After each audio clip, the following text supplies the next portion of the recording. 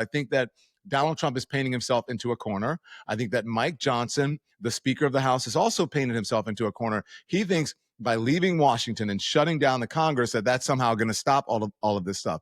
It's just going to prolong it until September, until they come back. Don, welcome to the show.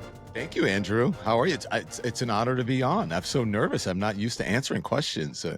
Usually I ask you questions and you fill me in on all the information because you know everything. Well, I don't know about that, but we're going to reverse the roles today, and we're going to start with the biggest news of the day, which is the Epstein stuff. Speaker Johnson won't hold a vote this summer on releasing the Epstein files. What does that tell you? Well, I mean, I think it tells me what it would tell anybody, like what is going on? Why are they shutting this down? Are they hiding something? And so all we're left with is speculation. And the speculation that we're left with, I believe it's the fault of the administration. And so if they just release the files, then we would know. So but it's all happening, remember, when Todd Blanche, who's the deputy AG, and also the AG Pam Bondi are wanting to meet with Ghislaine Maxwell. And so are they trying to get some information for some reason? And so they're holding, the House off from voting until they get more information. Is it a possible pardon in the works? Is it some sort of deal? We don't know. So it tells me that there is something fishy. Someone is hiding something. I don't know if it's something that's really nefarious or criminal, but someone is hiding something. They're trying to clamp down on information for some reason. I think that is a pretty reasonable assessment to have at this point. I think so. They're acting quite strangely. If there's nothing there, they should totally release the files. Mm-hmm. What's interesting to me is there used to be daylight. I'm talking about a week ago between Trump and the MAGA base on this, but it does seem like since that Wall Street Journal piece, that MAGA has rallied behind Trump more so than they did a week ago. Is that your read? I think that some of them are coming around. Look, the polls show that, the Republicans in general there's like an 80 or 90% approval rating among Republicans Donald Trump has. But I do believe, as you know, polls are a snapshot in time. And I do think that when you're doing these things, you're conducting these polls, you got to give it a little time to percolate and for it to trickle down to most people. So I think most people are sort of out in their summer or whatever, but I do think it's going to affect, at least in the short term, his approval.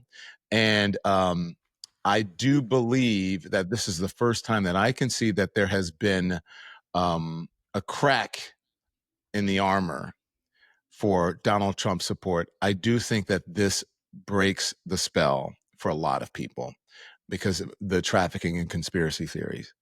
So yeah, I do believe that some folks have come around, but not a lot. I mean, you have the Alex Jones of the world still out there saying, it's crazy, release the files. And you have a lot of folks, mostly like the podcasters in the manosphere and, all of the sort of Donald Trump Glazer bros that are out there. And they're, a lot of them are still want to know what information is being left out and why all of a sudden, what is this 180? So somewhat folks have come around, but I don't think it's I don't think people have completely come around at all.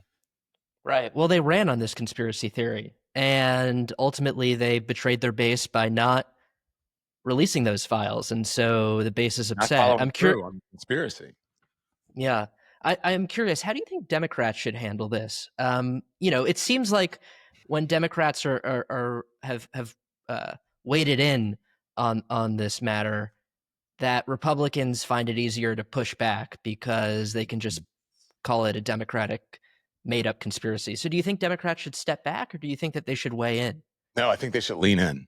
I think they should do exactly what, I think, give them a dose of their own medicine. They should do exactly what Republicans would do. Because imagine if this was a Democratic president or a Democratic administration and it was just the reverse. Imagine what Fox News would be doing. Imagine what all of the right-wing, streaming world would be doing. Imagine what all the lawmakers would be doing. It's not even that. Barack Obama is not even anywhere mentioned in the Epstein files, and they have responded to a conspiracy theory with another conspiracy theory that somehow Barack Obama and Hillary Clinton treated some sort of treason or something, conspiring to keep Donald Trump from running his presidency, which is exactly what a bipartisan investigative commission found the exact opposite of. And so they're responding to a conspiracy with a bigger conspiracy, neither of which is paying off for them. So I think that Donald Trump is painting himself into a corner. I think that Mike Johnson, the Speaker of the House, is also painted himself into a corner. He thinks by leaving Washington and shutting down the Congress that that's somehow going to stop all of this stuff. It's just going to prolong it until September, until they come back. So, if I were a Democrat, I'm not a Democrat, I would be leaning into this, saying, you wanted the information out there, so what is it? And why aren't you releasing it? And every question they asked me, a distraction about Obama or whatever it is, I would answer the way that Marco Rubio and JD Vance answer questions that they don't like. They say, well, I don't think, or how do they do it? The question is, if you ask me a question, they won't answer. They'll just say, well, I think the question is, the better and bigger question is Epstein. And I would just keep going back to Epstein. If Right. I were a Democrat, I'm just saying, I'm not a Democrat, but that's what I would be doing. And it seems like Trump is coming up with all sorts of ways. I think you're drinking a Diet Coke now. He touted his Coke is coming back to America, right? Yeah. And Yeah. he talked about the Washington Commanders possibly having to rename their team the Washington Redskins. And so all of these little stories that pop up, do you think that they're meant to distract from the Epstein stuff? Of course. Yeah, of course. I mean, the Obama conspiracy theory is meant to distract. Coca-Cola, sugar in Coca-Cola meant to distract. Wanting to take revoke Rosie O'Donnell's Citizenship. Yeah, that is a distraction. All of the tweets and what do you call them? I don't know what you call them. Truths. All of the truths that he's posting. It's all to distract and to deflect and to try to get the attention off of it. I mean, look, think about it again. Try to be nonpartisan and think about if you are, or let's just say, I think the Republicans and Democrats should switch roles, and Republicans should try to think if they were in the mind of a Democrat, Democrats should try to think if they're in the mind of a Republican. No matter how you slice it, whichever party it is, if they acted this same way, everyone would be suspicious about it. Right. They're acting like they're guilty. They're acting like they're guilty. So, yeah. One of the interesting storylines here is that Tucker Carlson has been very hard on the administration. So it's a Wall Street Journal. Yeah. Wall Street Journal. We'll talk about that. Do you think Tucker is doing so because he's trying to fracture the MAGA base and maybe even run for president in 2028? Wow, that's a big one. Woof. I didn't even think about that. I hate to try to get into the mind of Tucker Carlson. I think Tucker Carlson is a very bright man. He's also very transactional. In many ways, he's like Donald Trump. He can sort of read the zeitgeist and read the, what's out there in the public, what the public will find acceptable and what they're interested in. So maybe he's playing the long game. Maybe he's playing some 3, 4, 5-dimensional chess. And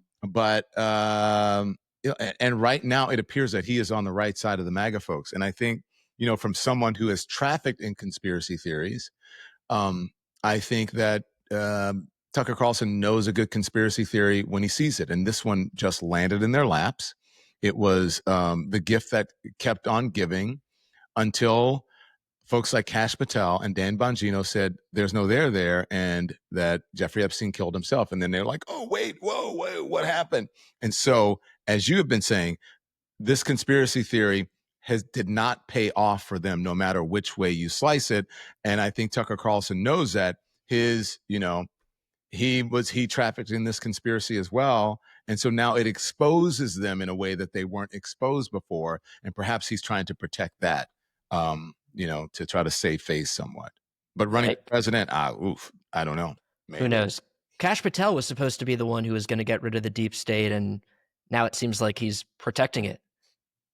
I mean, yeah, the deep state. What does that mean, Andrew? The deep state. I mean, well, now it looks like we have a deep state because we have people who are not releasing files that they said they would release. But yes, but the deep state looks like it's on the MAGA side. Right. That's the irony. It's a strange world that we're living in, that you have Democrats and sort of far-right MAGA Republicans actually agreeing with each other, finding common ground, which is, so mark that on your calendars. So you mentioned earlier, Todd Blanche announced this morning that I think he's going to go down to Florida and meet with Ghislaine Maxwell. Todd Blanche, interestingly, was Trump's personal attorney in the Alvin Bragg case. What's your read on this?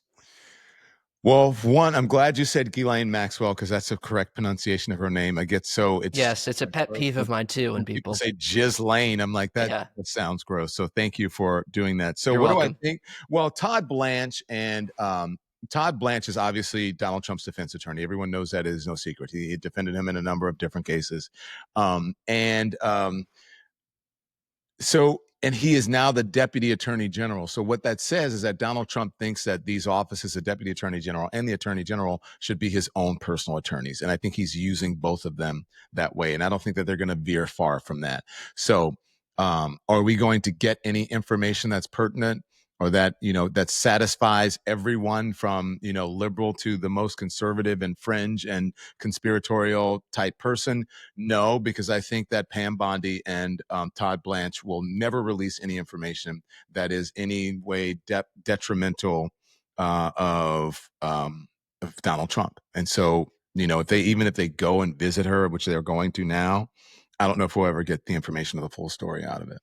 What's interesting is they had said that there's no client list, that this case was closed, but then today Todd Blanche is bragging about how he's the first person to go meet with Ghislaine Maxwell. So I guess it never occurred to them to go meet her when they announced that the case was closed. Well, it's not even when they announced that the case was closed, but it never occurred to any of them in the first Trump administration to go meet with her because all of that happened on Donald Trump's watch when he was president the first time. So that's why I've always been surprised at people falling for this sort of Democratic hoax thing, because Donald Trump, Jeffrey Epstein was accused, Arrested and charged under Donald Trump. tried Yeah. under Donald Trump, killed himself under Donald Trump. And so, the fact that they're saying, the Democrats had the files and they tampered with them, well, all they'd have to do is go back and compare the files from when Donald Trump was president for the first time to this time to see if there has been any sort of changing of any information. And I don't think that they have found that. So, that the fact that they're saying that this is a sort of somehow Democratic conspiracy is a bit strange to me. It never really made sense to me. Do you think we're going to see a Ghislaine Maxwell pardon in exchange We for, could. it could possibly be in exchange for coming out and saying Donald Trump had nothing to do with this. Okay. Yes, we could. If they get her to say that Donald Trump had nothing to do with it and he wasn't or whatever, then that's sort of the right. I think that's what they think is the brass ring here. The ultimate get, and maybe that's what they're working for, so that they don't have to bring it to a vote. They can't keep this whole sort of thing hush hush and this conspiracy going on. Right. Congress is trying to bring her in to Yes, Congress testify. wants her first, and so again, and then they're shutting it down, and so because when they voted on her today, all of a sudden Mike Johnson says, "We're done, we're out of here," which is acting guilty as well, which is suspicious as well. Do I think? Well, do I think there's some grand conspiracy where Donald Trump did something that's extremely criminal with an underage person? I really don't believe that, but I do believe that any association, and look, it could be, and if he is, then he should suffer the consequences. But I do believe that any association, whether it's marginal or whatever, is not good for Donald Trump. And the fact, this whole thing with the Wall Street Journal and this, the letter and the picture and all of that, it wasn't the biggest bombshell, but it did show an association with Donald Trump and a chumminess and a friendliness that I don't believe plays well in MAGA world. And it just doesn't look good for Donald Trump. Is this the thing that's going to drive him from office? I don't know if that is the case. It could be, but I'm doubtful of that. But I do believe, Andrew, that this breaks the MAGA spell. Trump sued the Wall Street Journal right after that story was released. Tina Brown wrote an interesting column yesterday about how Rupert Murdoch is now the face of the First Amendment fight against Trump. She's channeling me. I didn't even see Tina Brown's article. Yeah, it's a little bit ironic, right? Considering what he's done with Fox News. Yeah, it is. The weird thing is that, I spoke with, Michael Cohen, who was Trump's fixer for a long time, and we had a very similar discussion. And I said to him, one of the last things I said to him, can you imagine, I don't know if you would call it poetic justice or the irony or whatever, that Rupert Murdoch could be the one that sort of saves journalism or becomes the face of like good journalism and holding Donald Trump accountable? I do have to say, in all honesty, the Wall Street Journal has been has been one of the entities that's been the most critical and tougher on Donald Trump than many sort of mainstream media and even what people consider to be liberal left-leaning media. The Wall Street Journal has been fairly consistent in holding Donald Trump's feet to the fire, and actually being real journalists. And now they're suffering the consequences for it. I don't believe that Rupert Murdoch is going to back down. There are So folks you don't think he'll settle? No, I don't. I mean, he Why? might. I could be wrong. I don't think he'll settle because Rupert Murdoch is 90 years old. Rupert Murdoch was a billionaire long before anybody in Donald Trump's orbit or whatever can think about it. He's lived, he's 90 years old. He's lived a couple of different lives, right? And I think that Rupert Murdoch understands deep down that Donald Trump needs him and his entities more than he needs Donald Trump. And I think he realizes that even though he's 90 something, that he's going to be around. He's, I guess, hoping that longer than Donald Trump. And when Donald Trump is gone, Rupert Murdoch will be here. When Donald Trump is gone, the Wall Street Journal will be here. When Donald Trump is gone, News Corp will be here. When Donald Trump is gone, the Dow Jones will be here. And so I think he has lived through enough of these sorts of things and eras where people, where we move sort of to the extreme, because you have to admit MAGA is extreme. This is something very different for our politics. And so I think he's realized that this is an era, this is a phase, and this too shall pass. And I don't think that he's going to want to just settle just to appease Donald Trump if the Wall Street Journal if they have sourced this story correctly, and if they, it depends on what the discovery is. But I don't believe that the Wall Street Journal would have gone to press with a shaky story like that after seeing having alerted, seeing all all the the settlements, yeah, and after having alerted Rupert Murdoch of it. That's what Donald Trump says, that he alerted Rupert Murdoch of it. Rupert said that he would squash the story or get rid of the story, and that never happened. And by the way, Andrew, as you know, let's just say it's wrong. Let's just say that the Wall Street Journal is wrong. They still don't have to settle, because all they have to prove is that they did it because they thought that they were being journalistic in their practice, and that it was not malice. They did not mean it with malice. So if they didn't mean it in a malicious way, and they knew exactly what they were reporting was wrong or nefarious in some way or just not factual, okay, that's a different story. But if they had a source that led them to believe this and blah, blah, blah, perhaps there might be a settlement or whatever. But still, that doesn't mean that they're going to be found guilty, because you have to show the malice. And soon, a public figure, the bar is extremely high to show that. Though we do know that Murdoch has settled cases in recent memory. The voting case, he had almost $1 billion settlement. Was that a settlement? Did he settle that case? I think so. Dominion. I thought they found. No, I thought they found Dominion guilty. Double check me on that. But we'll have to check. Yeah, I thought they found Dominion, and then Smartmatic. I'm not sure Smartmatic has happened, but I thought that maybe he did settle. We'll double check and we'll put it in the comments. The other part of this story that I want to talk about seems to get lost in a lot of the media discussion, which is the fact that there are real victims here. And when people talk about this case in the media, even in this discussion right now, it's not until towards the end of the discussion that this came up. But how do you think the media should not lose sight of the fact that there are real victims in this case? Yeah, that is of utmost importance to me. But let me just tell you, yes, Fox News and Dominion Voting Systems settled the defamation lawsuit for $787.5 million. So you're right. Settlement. So he has settled, but they went to the end. He could have settled it earlier. They didn't back down. Okay, so how should the media, you believe, be responding to this? Was that your question? There are real victims here, and yes. I wonder how the media should be thinking about that when talking about this story. Well, I am very proud of what my former colleague recently at CNN did, and she interviewed an accuser of Epstein and Maria Farmer. Donald Trump. Yeah. And I thought that Aaron did a great job conducting that interview. And when I ran it on my show, the Don Lemon Show on YouTube, when I ran it on my show, I said that, we have to remember that there are actual people here, because we hear a lot of numbers and we hear about a lot of, headlines or whatever. But we have to remember that behind those headlines and behind the numbers, behind the stats are people, real lives who are affected by these things. So to hear her story to me was, reminded, I think, is a reminder for all of us that this affects people, and we should keep that in mind when we're talking about these things. And also, rather than just sort of appeasing a base or appeasing, one or another political ideology, we have to remember that there are real victims here, and that they deserve justice more than people, who have some sort of political inclinations that they would want some sort of justice for themselves. Right. When people talk about the Epstein conspiracy theory, it is not a conspiracy theory that he went to jail for. It's real. Yeah. And why if it's a conspiracy theory, why is Ghislaine there? I mean, but right. she was found guilty of trafficking. So, but still. Absolutely. Do you think these files are going to get destroyed?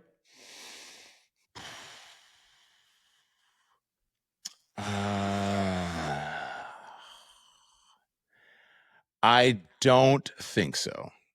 I think that some of them they may try to hide a lot of them. They will redact a lot of them, but someone has the original files somewhere. There have been too many. There have been two. Right, the Wall Street Journal piece came out, which is telling that this file is somewhere that is not in the FBI building. Yes, the file is somewhere, and if they destroyed it, that would just be too much. I mean, somebody would have to suffer the consequences of that if that file was destroyed. And let's just say the next administration to come in was a Democratic administration. The first thing they're going to look into is what happened here.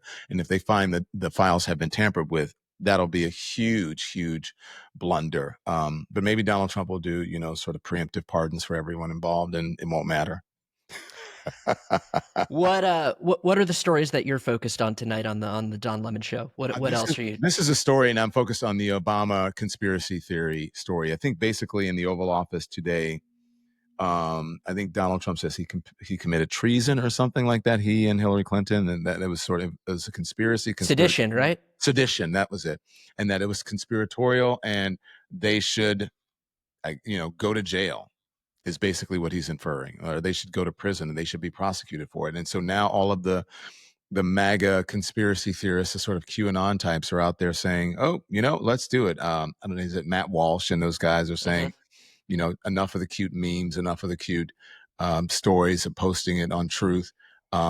Arrest them, show us some evidence, or shut it down. I think what you're doing is super cutting edge. You're playing in the future of journalism now. So tell the audience, where can people find you?